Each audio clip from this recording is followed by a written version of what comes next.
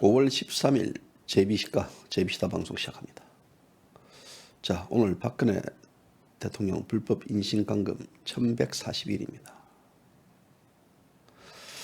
오늘 아마 우리 공화당 당원이거나 혹은 또 조원진 대표를 지지하는 분들 아마도 오늘 방송 제목만 보더라도요 속이 비틀릴 겁니다.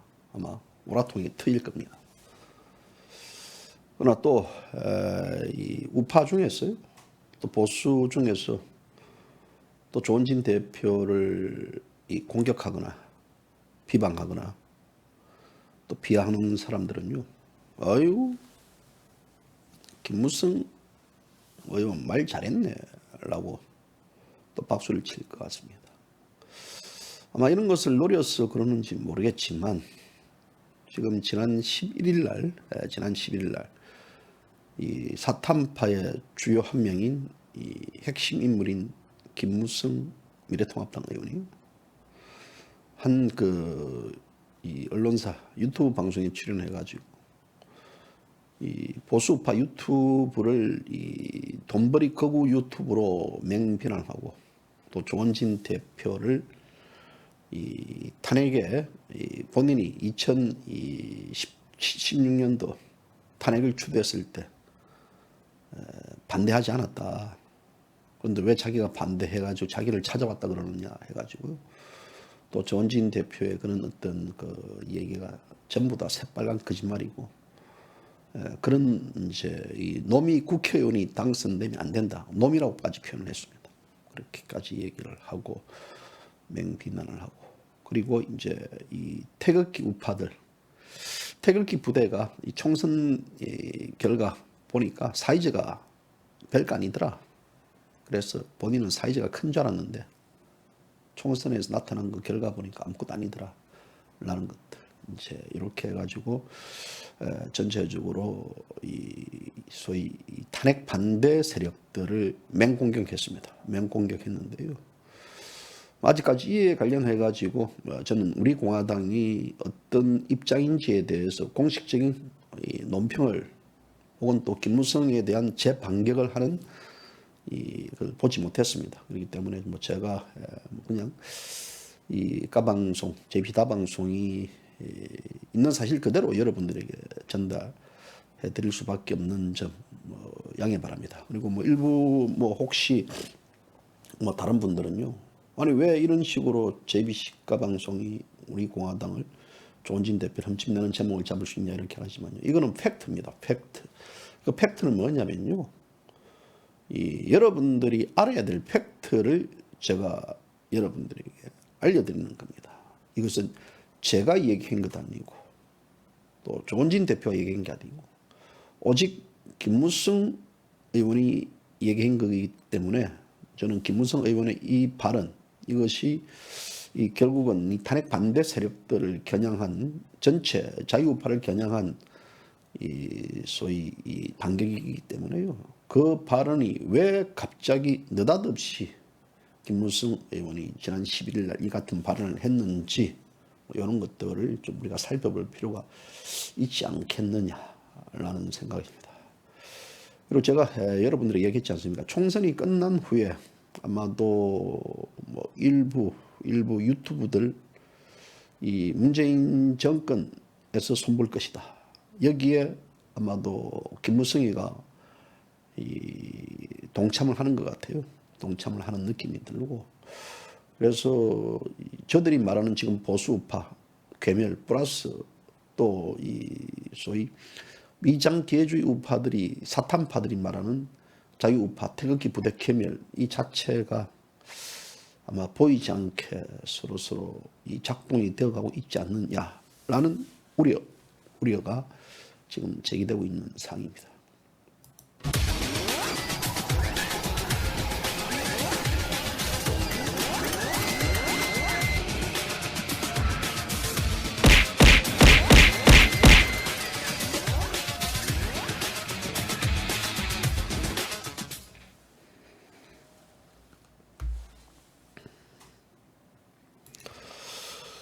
아유, 뭐 숨을 좀 그래 이제 고르고 저도 방송을 해야죠. 참 세상에 적반하장이란 말도 있고요. 참 기가 차는 일들이 많은데 먹긴 놈이 성질낸다고 세상이 그렇게 살아가는 것 같습니다. 지금 이 위안부 문제만 그렇습니다. 이용수 할머니가 위안부 문제에 대해서 또 이런 문제에 대한 정식으로 비판을 하고 거론을 했습니다. 그리고 이에 대해서 언론들이 합리적인 의심을 전달을 하고 특히 그 위안부 정의기억연대 전 이사장을 역임했던 윤미향 지금 현재 더불어시민당 당선자죠. 의혹을 제기하고 합리적 의혹을 제기했습니다. 그런데 그들은 어떻게 몰아가고 있습니까? 그들은 친일파의 반격이라고 몰아가고 있습니다. 친일파의 반격. 그러니까 우리 이 사회를 친일, 반친일의 어떤 진영으로 모아가지고요. 좌파의 어떤 진영의 논리들. 그러면서 이 조국이의 이 피해자 코스프레를 지금 하고 있고 이런 것들이 결국은 그러면 이 의혹을 제기했던 이용수 할머니가 과연 친일파입니까? 아니잖아요. 이거는 친일파 혹은 단친일파 이 논란이 아닌 위안부 단체가 기부금을 받은 것에 대해서 이에 대해서 공개를 안 하고 불투명하고 또 할머니들에게 돌아가야 될 돈들이 돌아가지 않았기 때문에 합리적 의심을 제기하는 것은 당연한 것이고 또 그 위안부 단체가 이 할머니들을 이용해 가지고 기부를 했고 돈을 모았고 그랬으면요 이런 것들이 정식적으로 공개해 주면 되는 겁니다. 그런데 그걸 제기했던 것들을 친일파로 매도하고 절대 밀리면 안 된다. 여기서 친일파들을 끝장내야 된다라는 주장하는 저는 이 김무성 의원의 발언들 합리적으로 의심을 제기할 수 있습니다만은 이 정치인의 어떤 그 관련해 가지고 문제 제기 충분히 가능합니다. 박근혜 대통령에게 탄핵에 앞장서고 또 이 사실 오늘날 대한민국 보수파를 허물었던 장본인입니다. 그 장본인에 대해서 대한민국 보수파가 김무성을 배신자 배에 앉혀놓고 많은 자유우파 국민들이 김무성에 대해서 공격을 하고 또 거기에 대해서 이 자체가 지금 이 촛불 사기 쿠데타에 의해 가지고 대통령이 지금 1140일 동안 인신감금이 당해 있고 그렇다 그러면 이런 대한민국의 이 실태에 대해서 정상적인 사고를 가진 국민들이라 그러면 그 주역들, 그 보수 우파의 주역들인 김무성에 대해서 비판도 하고 또 심지어는요 모욕적인 발언도 하고 이것이 뭐냐면요 만약에 박근혜 대통령이 탄핵을 당하지 않았다 그러면 지금 우리는 이 같은 이 좌파 독재의 이 선동, 좌파 독재의 퍼퓰리즘, 좌파 독재의 역사와 체제 허물기 속에서 살아가고 있습니까? 박근혜 대통령이 탄핵을 당하지 않았다 그러면요 김무성이가 이야기했던 극우 유튜브 예를 들어 제2시각 방송도 포함시킵시다. 당신이 이야기하는 극우 유튜버라고 그랬을 때 자 제2시각 방송도요 저도 아마 이 방송을 하지 않고 그냥 종북 좌파 쓰레기 잡는 방송으로 가면서 또 정상적으로 직장 생활을 하고 지금 이제 언론사에서 은퇴할 마무리를 생활을 했다든지 아니면 다른데 취업을 해가지고 재취업을 해 갔다든지 이렇게 했을 것입니다. 또 그들이 말하는 그거 유튜브들 등등등 그거 유튜브들도요 탄생하지 않았을 것입니다. 왜 유튜브들이 이렇게 많이 탄생했느냐? 기존의 대한민국에 있는 이 언론들이 박근혜 대통령의 탄핵의 진실들, 구속의 진실에 대해서 얘기하지 않으니까 그들이 앞장서 가지고 유튜브라는 채널을 만들어 가지고 국민들에게 알리고 또 그 실상에 대해서 적나라하게 파헤쳐 가지고 알려준 겁니다. 자, 그 원초적인 판을 누가 만들어줬습니까? 김무성이가 만들었습니다. 김무성이 등 이 사기 탄핵 세력들 63명이 이에 대해서 동조를 하거나 이에 대해서 하지 않았다 그러면요, 지금 대한민국 이런 이 소위 그들이 말하는 유튜브라는 것들 없습니다. 제가 왜 이 대한민국에서 살아가면서 거구라는 소리를 들어야 됩니까? 거구의 개념이 뭡니까? 거구는 민족주의적으로 민족주의 관점에서 자신들의 어떤 이득을 지키려는 전체주의적인 상황에서 나타나는 아주 극무도한 이 폭력이 동반되는 세력들을 거구라고 합니다. 저는 이제까지 이 폭력을 한번 해본 적이 없습니다. 이제까지 그들이 이야기하는 역사와 체제에서 자유 대한민국을 지켜야 된다라고 강조했던 방송입니다. 그런데 왜 거구 소리를 들어야 되고, 왜 지금 이런 식의 반격을 당해야 되고, 또 조원진 대표까지 이렇게 대반격을 합니까? 결국은 이것입니다. 총선이 끝난 후에 보니까 말 그대로 우리 공화당 한 25만 표, 뭐 지역구 포함해가지고 25만 표 토탈 나왔고, 또 다른 뭐 이런 그 태극기 우파의 힘을 받았던 친박신당도 마찬가지고, 또 자유기독통일당도 마찬가지고, 보니까 뭐 별 보니까 형편이 없다. 이쯤 되면 뭐 이들을 뭐 총선 결과가 별볼 없으니까, 아이고 나는 이것들이 굉장히 무서운 세력들인 줄 알고 굉장히 힘 있는 세력들인 줄 알았는데 총선 결과 보니까 아무것도 아니에요. 아무것도 아니니까 그동안 지난 3년 동안 이 김무성에 대한 공격을 또 비판을 당해오다가 뭐 이거 아무것도 아니니까 그냥 이제는 한번 대반격을 시도하는 겁니까? 뭡니까? 근데 하나 지금 김무성 의원이 착각하는 것은 이 쉽게 이 태극기 우파들을 폄하하거나 보지 마세요.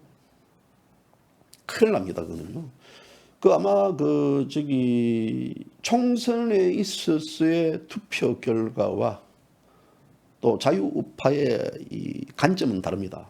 가령 예를 이런 거겠죠. 박근혜 대통령이 그대 야당을 중심으로 뭉쳐라는 것 때문에 어쩔 수 없이 이 태극기 우파의 어떤 이 정당들을 지지하려다가 그분들이 미래통합당 혹은 미래한국당을 지지했던, 그게 핵심입니다. 그런데 그 사람들은요, 그냥 그대로 그것이 미래통합당의 지지 세력으로 보고, 또 거기 때문에 뭐 김무성 의원이 생각하는 태극기 부대의 사이즈가 작다 이런 식으로 표현은요, 저는 절대 아니라고 봅니다.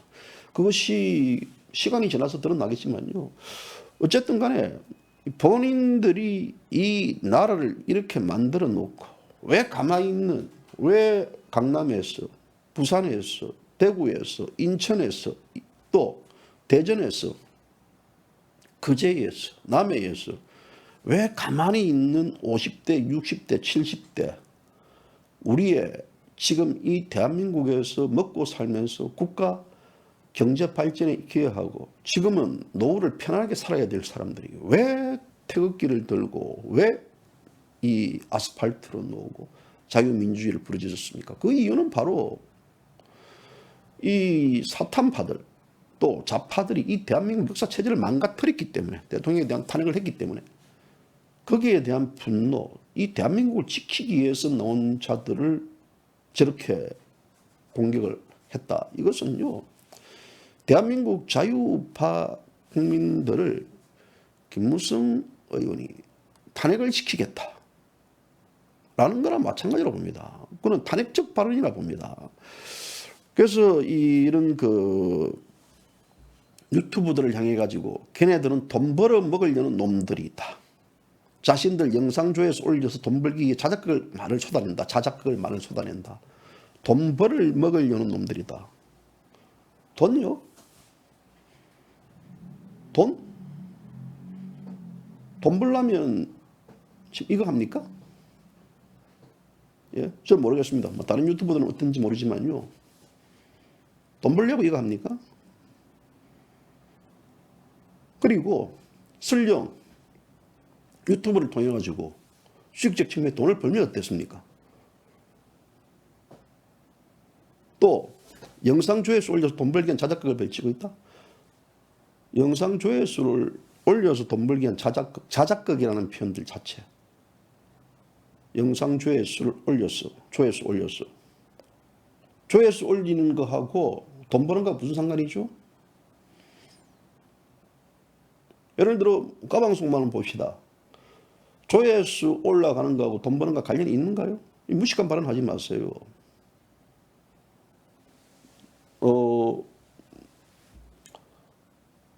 까방송은요, 까방송뿐만 아니라 지금 보수파 유튜버는 광고가 안 붙습니다. 엘로 딱지가 붙어요. 어떻게 돈을 법니까? 어떻게 영상 조회수 올려 돈을 법니까? 그리고 저 같은 경우만 하더라도요, 만약에 돈을 벌려는 목적이었다 그러면 접시가 방송이 이 박근혜 대통령 영상을 틀어줬다는 이유, 그 영상이 저작권에 침해가 되어 있는, 전작권을 침해하는 것 같은 것 같아요. 그 이유만으로 까방송은 유튜브로부터 경고를 받아가지고 지금 3개월째 JBC 까방송 이름으로 방송을 못합니다. 하지만 그 경고를 받으면서도 저는 그 영상을 계속 틀어줬습니다. 왜 틀어줬느냐? 잠시나마 이 대한민국에서 살아감에 있어서 너무나 많은 분노와 또 거기에 따르는 또 정말 힘든 일들이 많이 벌어져 있기 때문에 이 방송을 보시는 분들에게 그 음악을 틀어주고 그 영상을 보여줌으로써 조금이라도 더 위로해주고 싶은 그 심정으로 틀어줬어요. 그래서 사실 경고를 무시했습니다. 경고를 무시하다 보니까 뭐 아니나 다를까 유튜브에서 바로 이 방송 중단을 해버렸습니다. 돈을 벌기 위한 목적이라 그러면 방송 중단을 당할까요? 돈을 벌기 위한 거라면요, 제가 우리 공화당을 지지할까요? 돈을 벌기 위한 목적이면요, 솔직하게 이제는요, 좌파들 지지하는 게 나아요. 대변신, 좌파들 지지한다. 그동안 제가 보수 우파 쪽에서 했지만 보수파 썩었습니다. 이제는 제가 좌파들 입장에서 여러분들을 도와드리죠. 좌파들 입장에서 이야기. 지금 돈 쓰는 세상은요, 좌파들이 돈을 쓰지 우파들이 돈을 씁니까? 그렇잖아요. 이 기본적인 어떤 틀들이 모르겠습니다. 이 김무성과 의원이 지칭했던 그거 유튜브 세력들, 돈 버는 유튜브 세력들, 자극적인 말을 쏟아내는 유튜브 세력들, 또 조회수 올리는 유튜브 세력들, JBC 까방송은 조회수 올려 한 적도 없고 자극적이고 선동적인 말들을 한 적도 없습니다. 다만 대한민국 역사와 자유체제에 대해서, 또 탄핵에 대해서, 또 대통령의 구속에 대해서, 또 자유시장 경제 파손되는 행위, 또 문재인 좌파 독재 정권에 대해서는 독설을 날리고 독설을 날린 대가로 이에 대해서 고소도 당해보고 또 벌금도 내본 이런 방송이죠. 유치하게 유튜브를 통해 가지고 돈을 벌겠다. 유튜브를 통해 가지고 뭘 하겠다. 솔직하게요. 정말 솔직하게 말씀드리면 하루라도 안 하고 싶어요. 왜? 하루도 안 하고 저는 제 갈 길을 가고 싶어요. 일각에서는 빨리 그만두라는 세력도 있습니다. 저도 그분들 얘기처럼요. 나도 빨리 그만두고 싶다고, 양반아. 뭐지 이게? 그렇잖아요. 솔직히 요새 뭐 방송을 한다고 조회수가 오릅니까? 안 올라요. 안 올라요. 어제 이안부 관련해가지고 방송한 거예요. 겨우 조회수 2,000 오릅니다. 조회수 2,000 정도 그 조회수 보려고 제가 지금 이렇게 하고 있습니까? 막말로 우리 공화당 당원들 이번에 뭐 총선을 봐가지고 뭐 20-30만 명이나 봅시다. 그럼 우리 공화당 당원들이 2,000명도 안 됩니까? 그렇잖아요. 왜 제가 그러면 우리 공화당을 왜 그렇게 합니까? 그래도 방송을 하면요, 가수가 노래 부르면 무대에 사람들이 있어야죠. 기껏 하루 방송 지났는데 2,000명밖에 안 봅니다. 더 이상 보수파라는 분들도 방송에 대해서 이제는 안 봐요. 자극적이고 선동적인 거 보는지 모르지만요. 그러면 그 방송을 하기 위해서는요, 반나절을 다 소용하고 무엇을 해야 되겠는가? 컨텐츠를 꾸미고 어디 가서 월급쟁이 하면 이 정도 못 받을까요? 그렇잖아요. 그러니까 저도요, 신바람이 안 나요. 박수를 받아야지 가수가 신바람 나고요. 말도 채찍을 해야만 달릴 수 있습니다. 지금 보수파 자체도 다 무기력증에 돼 있고 뭔지 모르는 분위기입니다. 그랬어요. 제가 벌써 한 15일 전에, 보름 전에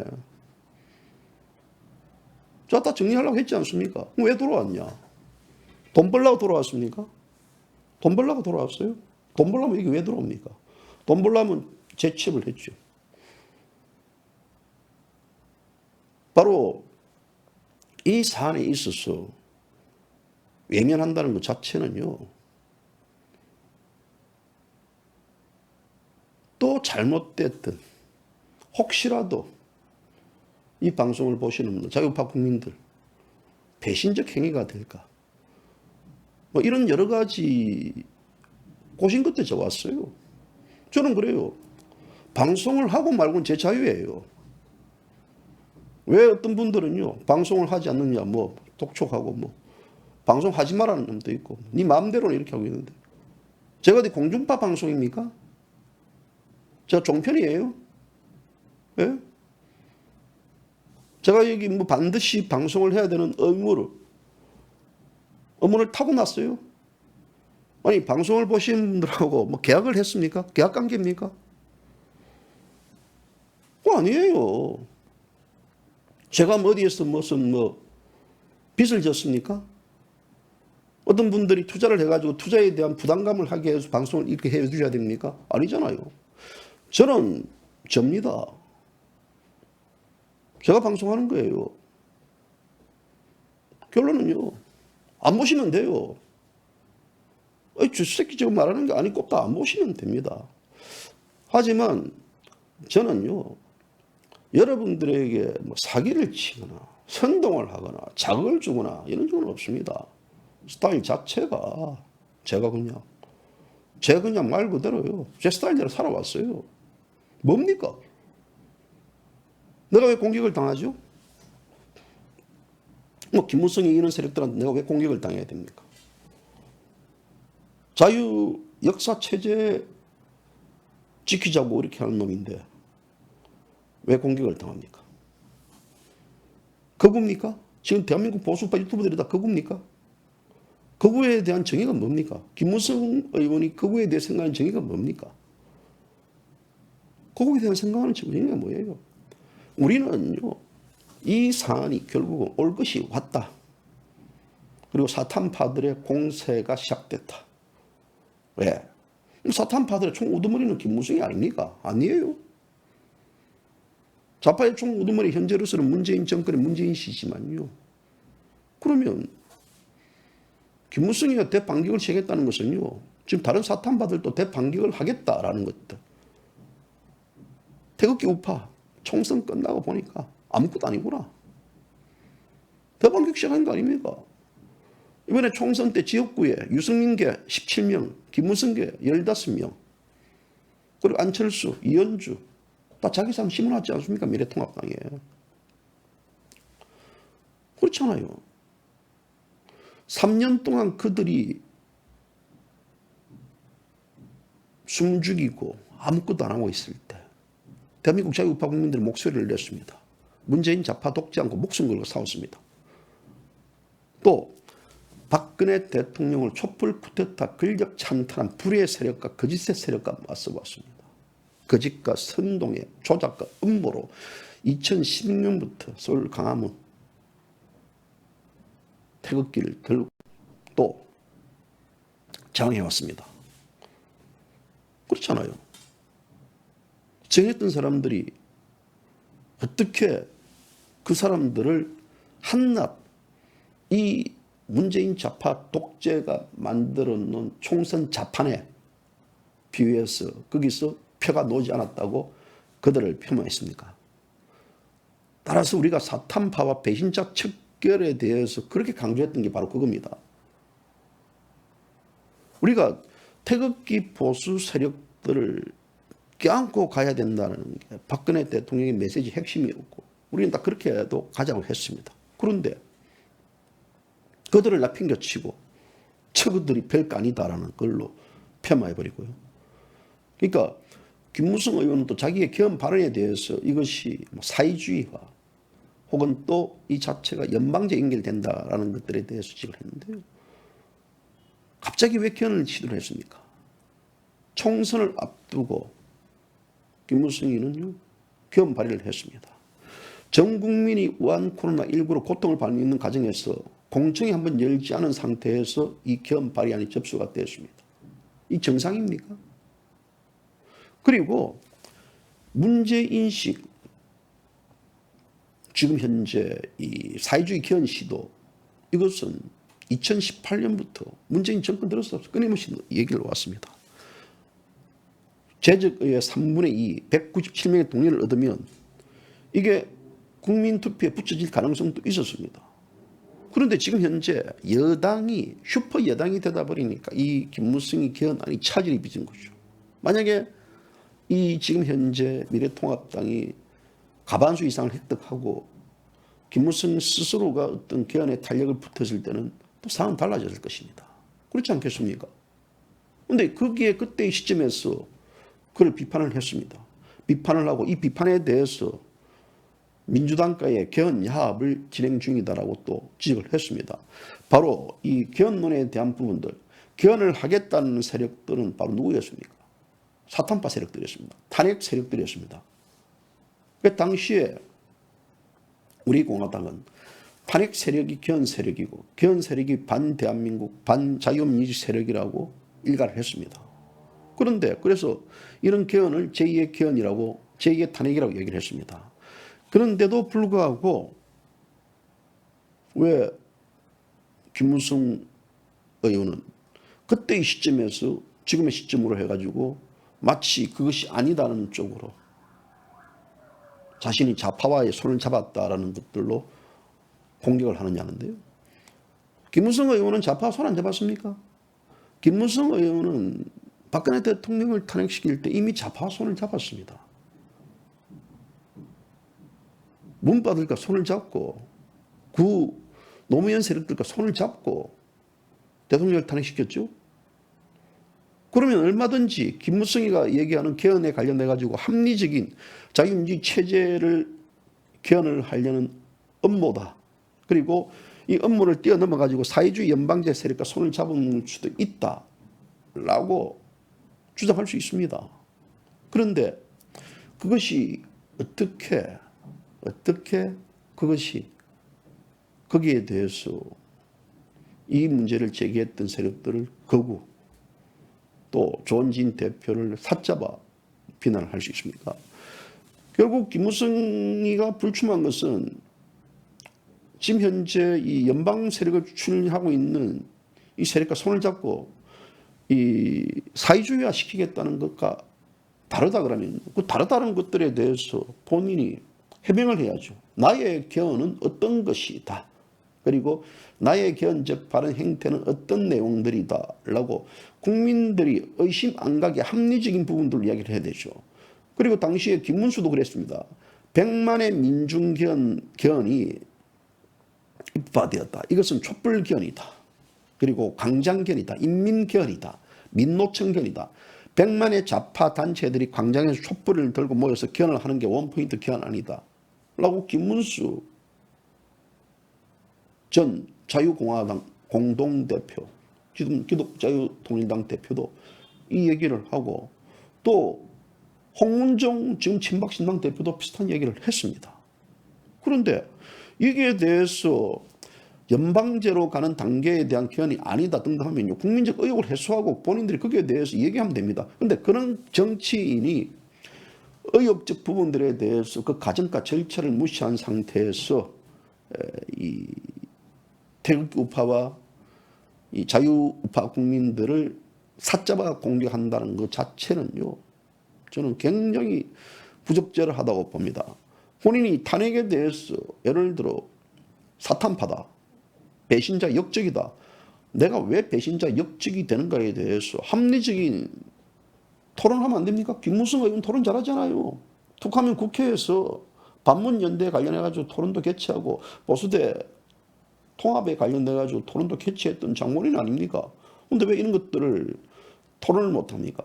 토론한다 그러면 저도 언제든지 초대해주면요, 왜 당신이 역적인지, 왜 배신자의 소리를 듣는지에 대해서 저도 얼마든지 참석해서 토론에 참석할 의향은 있습니다. 그렇다 그러면 거기에 대해서 김무성이는 배신자 역적이 아니다라는 것들에 대한 소위 거기에 대한 김무성의 입장을 이야기하는 사람들과 한판 토론을 붙이면 되는 거예요. 토론에 대해서 거기에 대해서 그 판단은 국민이 하는 겁니다. 역사적으로 우리가 대한민국의 멀쩡한 대통령을 좌파들과 손을 잡고 대통령을 탄핵시키고 했다 그러면요, 이에 대해서 석고대죄도 시원찮은 판입니다. 그런데 이런 것들에 대해서 분노하고 이런 어떤 국민들을 또 이런 것들에 대해서 기존 언론 매체들이 방송을 안 하니까 유튜브를 했던 유튜버들 향해 가지고 돈 버는 조회수 올리기 위한 아주 자극적인 말을 쏟아내는 개쓰레기 매체로 매도해버린다 그러면요, 이거는 정말 그야말 그대로 이제 이 김무성 의원이 정말 이 국민들 한판 붙겠다라는 거나 저는 마찬가지라 봅니다. 해명을 하세요. 해명을. 국민 100만 명이 모이는 헌법을 국민이 개헌 발의를 할 수 있다 그러면요, 뭐 본인 말대로 헌법을 국민에 돌려주자는 감언이 있을, 개변을 뱉는 이렇게 이야기하는데요, 이 대한민국 자체를 내각제를 통한 연방제로 가려는 거는 의도도 있는 거 아닙니까? 자, 어쨌든 불법 사기 탄핵을 시켰던 자들의 이런 공격들, 참 세상 살면서 이승만 대통령의 말이 생각이 나네요. 뭉치면 살붙어지면 죽는다라는데요. 또 한편 웃음 나서 느끼는 게 뭐냐면, 저 역시 마찬가지입니다. 이 좌파가 저를 공격하는 경우가 거의 없는 것 같습니다. 그런데 총선 이후에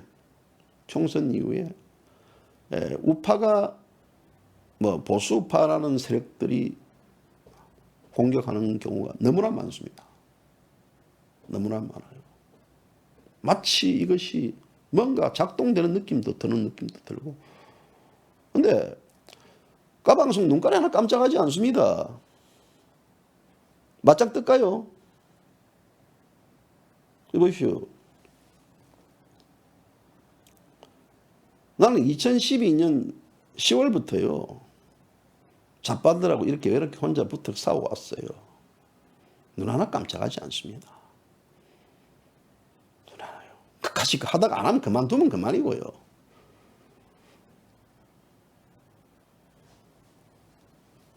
사람 보고 까부세요. 경고합니다.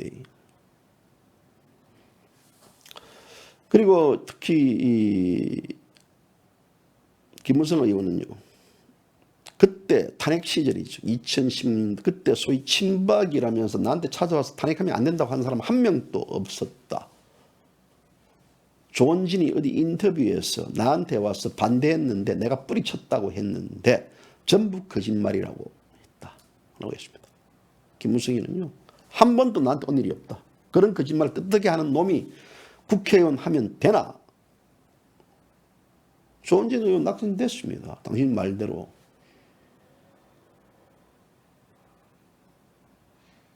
그러면서 이제 이 문제를 이슈화 시켜버렸습니다. 이것은 바로 뭐냐면요, 이 조원진 대표를 공격하게끔 하는 또 다른 하나의 판을 만들어준 행위가 아닌가. 또 이 사람 그렇게 하는 게 아닙니다. 황교안 지금 이 전 대표에 대해서도 헌법재판소 판결은 정치재판이다. 그런데 황교안은 절차상 문제가 있었다고 했다. 법무부 장관 하는 사람이 이런 얘기를 하면 되나? 그때부터 황교안은 갔다. 황교안 대표가 절차상 문제가 있다라는 것들을 지적을 했습니다. 탄핵에 대해서. 근데 본인이 탄핵에 앞장섰기 때문에 아마 본인에게 있어서는 상당히 뼈아픈 얘기겠죠. 황교안이 꼬라지 보십시오. 제가 뭐라 했습니까? 황교안이는 사탄파들에게 버림을 당할 것이고 탄핵 반대 국민들에게, 자유우파 국민들에게 버림을 당할 것이다. 지금 황교안이는 버림을 당했습니다. 결국 본인이 숙주로 모셨는지 아닌지는 모르겠지만 김무성이가 이 발언을 함으로써 이미 황교안을 버렸습니다. 황교안이 어떻게 할까요? 황교안이 어정쩡 여기도 서지 못하고 저기도 서지 못하고 김무성이가 바로 그런 황교안을 이미 갔다라는 사람으로 단정을 시켜버렸습니다. 그러니까 이런 여러 가지의 이 문제의 사안들은 결국은 어떤 행위냐. 지금 대한민국 국회는요, 미래통합당의 국회는 이제는 거의 사탄파들, 그러니까 사탄파들이 잉태했던 자들과 사탄파들, 그 세력들이 장악을 했습니다. 장악을 했기 때문에요. 아마 이 김무성 의원의 이 발언은 앞으로 이 미래통합당이 가야 될 하나의 가이드라인을 제시해 준 것 같습니다.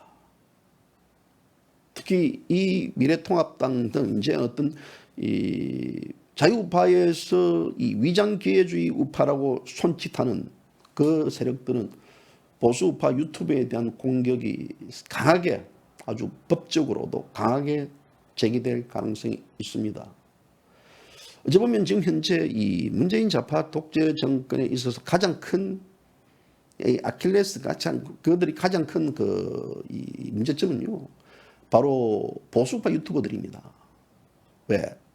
민노총이 장악됐던 이 대한민국의 언론의 지형을요, 결국 보수파 유튜브들이 치고 들어가면서 보수파 유튜브들을 보수파들을 결집시켜버렸습니다. 이 보수파들을 결집시켰던 그 힘을 빼기 위해서라도 또 사사건건 지금 현재 여건과 문재인 정권이 하는 것들에 대한 발목 잡는 것을 사전 차단시키기 위한 측면에 있어서도 그들의 작동적 의미는 보수파 유튜브들에 대한 재갈 물리기를 하지 않겠느냐라는 게 제 판단이고 추측입니다. 자, 이래 되면 앞으로 그들은 어떤 식의 정책적 연계와 연관성을 가져갈지 모른다. 제가 그렇지 않습니까? 대한민국에서 좌파, 우파, 예를 들어 미래통합당을 우파 정당, 소위 더불어민주당은 좌파 정당이라고 이야기하지만요, 그들에 있어서는 좌우의 개념이 없었다고 저는 판단했습니다. 그래서 미래통합당이 가반수가 되나 더불어민주당이 가반수가 되나 저는 개친도친 아무 의미가 없다. 왜? 이 자체의 기본적인 가장 큰 출발점은 대한민국에서 있어서의 자유민주주의 시장 경제와 또 안보 또 한미동맹 강화, 그 기조 아래에서 탄핵에 대한 반대에 대한 새로운 정립들, 그리고 박근혜 대통령에 대한 석방 문제, 이것은 대한민국 국민이라 그러면요, 자유우파 국민이라 그러면 이 사안에 대한 것들을 우리가 놓을 수가 없습니다. 또 그것이 이승만 대통령의 어떤 건국 정신과 박정희 대통령의 이 부국강병 정신, 또 나아가가지고 박근혜 대통령의 자유주의 정신에 대한 질서를 올라가는 그겁니다. 그런데 그 전통성과 체제마저도 자유우파 이 정당이라는 데 스스로 허물어 버렸습니다. 그렇게 된다 그러면 이 대한민국의 보수파는요, 이것은 사입입니다. 사쿠라입니다. 그래서 제가 항상 얘기했다시피 바로 이런 세력들과 이 세력들과의 관계에 있어서는요, 소위 공조, 동조 세력들이지 각각의 정당이 다른 색깔만 다른 정당의 그들이지 지금 이 정치 전문가들 또 평론가들 나와가지고요, 보수파의 최근의 기본적인 것은 혁신과 변화, 혁신과 변화, 혁신과 변화, 혁신과 변화의 가장 큰 기본적인 기조의 틀은 무엇입니까? 사람입니다. 사람이 바뀌지 않으면요, 혁신과 변화는 없습니다. 호박에 줄을 끊는다고 수박이 되지 않습니다. 수박을 노랗게 칠한다고 호박이 되지 않습니다. 행주를 아무리 빨아도 걸레가 안 됩니다. 걸레를 아무리 빨아도 행주가 안 됩니다. 그 불변입니다. 사람이 바뀌어야 됩니다. 사람이 바뀌어야 되는데요, 사람이 바뀌지 않은 상태에 있어서 이 대한민국 우파들은 그렇게 왔습니다. 가장 저는 이 우파의 가장 큰 변화의 핵심은요, 바로 사탄파들이 다시 이 전국에 대한 흐름을 가져와 버렸다. 그리고 이 흐름에 대한 흐름 가져왔던 것들이 좌파들과의 한계 하나의 동조적 역할이 형성이 되어 있지 않았느냐라는 시각입니다. 그렇기 때문에 우리 공화당 등 자유우파 국민들이 할 것은 무엇이냐면 흐트러짐이 없는 오직 그 강령에 따라서 투벅투벅 대한민국 자유우파의 그 역사와 전통적 체제를 지키는 그 가치의 이념을 간다 그러면요, 다시 대한민국 국민들은 그걸로 결집될 가능성이 있다고 봅니다. 한국 사람들의 특징은요, 불의와 정의가 맞설 때 어느 시점에 정의 편에 씁니다.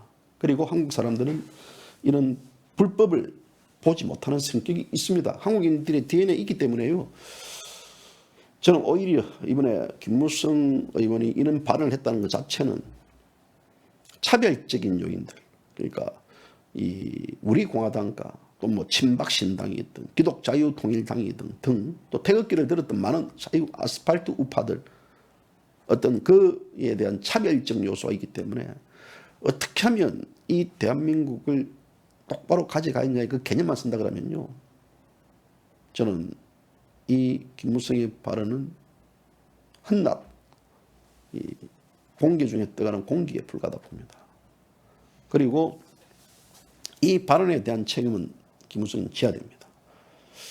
그래서 물론 우리가 이제 한번 이 기회를 통해 가지고 한번 다시 되돌아보는 것도 있겠지만요, 결국 김무성은 이 정반의 개념적 이윤을 만들어 놔버렸습니다. 보수파의 전통적 가치와 자신들의 가치의 개념 두 개를 만들어 놨기 때문에 이 개념 두 개에서 자유우파가 이루어야 될 것은 뭐냐면요, 이 가치적 판단에 있어서 우리의 주장이 옳다는 것들에 대한 국민들에게 올바로 알리고 또 이에 대한 실태를 얘기해 줘야 되지 않겠느냐라는 게 제 시가방송의 주장입니다. 자, 오늘 여러 가지 얘기 또 있는데요. 더 이상 위안부 문제 관련해 가지고 국민들 너무 잘 알지 않습니까? 위안부 문제 관련돼 있는데요. 그래서 저는 지금 현재 우리가 여러 가지 문제에 대해서 지금 결국은 세월호 문제라든지 5.18 문제라든지 위안부 문제라든지 이 좌파의 3대 성역입니다. 너무나 많은 폐단과 문제점이 있습니다. 그런데 좌파의 특징은 뭐냐면요, 자신들의 구도로 만들면서 이 자체를 스토리텔링을 합니다. 그리고 억지 플러스 그럴듯한 걸로 포장을 시켜가지고 상대를 공격하는 하나의 무기로 사용합니다. 그런데 우파들은 그런 게 없습니다. 그러다 보니까 이 자체에 있어서의 그들의 논리에 말려들고, 그들의 논리에 말려들었다는 것은 결국은 그 선동에 국민을 속고 국민이 모르고 지나치면서 그들을 지지하게끔 만듭니다. 이런 것 자체는요, 이 세월호라든지 5.18 문제라든지 위안부 문제 터졌지만요. 정말 좌파들에게 이 불리한 진실들이 가득합니다. 문제는 누가 이런 것들을 끊임없이 합리적으로 대중들에게 국민들에 알리냐는 것들이죠. 좌파들은 지난 30년간부터 이 역사 교육을 통해 가지고 끊임없이 초등학교 때부터 정교조 교사들 등을 주입을 시켰습니다. 그러다 보니까 결국은 이것이 하나의 지금 기울어진 운동장, 그리고 또 위안부 문제에 대한 합리적인 단체에 대한 제기를 친일파로 매도하고 진영의 논리를 만들고 스스로 보수파가 자신들을 공격하는 그런 이 코스프레를 하고 있습니다. 이것이 대한민국의 역겨운 현실입니다. 이런 역겨운 현실을 전달할 때마다요, 저는 제 속에서 토가 나올 정도예요. 아주 저도 막 역겨워요. 세상 살면서 정의와 진실과 합리가 실종이 되어버리고 도덕과 윤리와 양심이 실종이 되어버렸습니다. 그런데 비도덕자, 불법적인 자, 비양심적인 자들이 오히려 큰 소리를 빵빵 치는 세상이 되어버렸습니다. 이 꼴을 언제까지 지켜봐야 되는지, 이런 역겨움들을 언제까지 느껴봐야 되는지, 이런 더러운 악취를 언제까지 맡아야 되는지요. 이것이 대한민국에서 태어난 국민의 죄라 그러면요, 달리 하겠지만 이 자체의 모든 출발은 바로 김무성 등 사탄파 63마리가 박근혜 대통령에 대한 탄핵을 지키지 않았고, 정말 이 자체로서의 대한민국 지키려고 했다 그러면요, 이것이 그래야 될까요? 대통령이 무능하다고.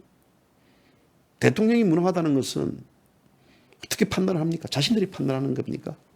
자신들의 권리, 사욕을 위해서 저들은 아직까지도 탄핵에 대한 반성을 하지 않고 탄핵 무효를 외쳤던 그 국민들을 마치 사이즈가 크지 않는 그런 사람으로 총선에 확인 결과가 됐다고 비하는 그 비틀림들을 우리는 또 지켜봐야 됩니다. 이것이 바로 사탄파들의 실체고 정체라고 그렇게 저는 해석합니다.